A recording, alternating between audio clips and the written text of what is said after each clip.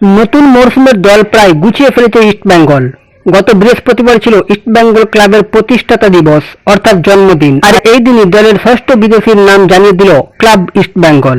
Friends, গত মরশুমে মোহনবাগানের হয়ে ডুরান্ড ও আইএসএল জয়ী ডিফেন্ডার হেক্টর উইস থেকে সই করেছে লাল হলুদ ব্রিগেড। ইস্টবেঙ্গলের রক্ষণে আগে থেকেই ছিল হিজাচি মাহির, এবার এলেন হেক্টর।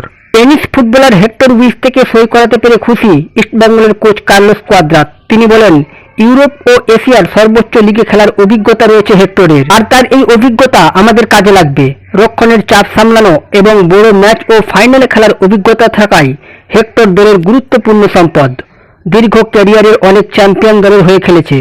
ভারতের পরিবেশে ওর খেলার অভিজ্ঞতা আছে, তাই মানিয়ে নিতে কোনো সমস্যা হবে না। 2007 সালে স্পেনের কার্টাগেনার হয়ে সিনিয়র দলে খেলা শুরু করেন হেক্টর। 6 ফুট 3 ইঞ্চি উচ্চতার এই ডিফেন্ডার সাইপ্রাসের ক্লাবের হয়ে উয়েফা ইউরো লিগ ও উয়েফা কনফারেন্স লিগ খেলেছেন। মোহনবাগানের হয়ে ISL, AFC cup, Durand cup ও সুপার কাপ মিলিয়ে 36টি ম্যাচে মোট 3153 মিনিট খেলেছেন হেক্টর।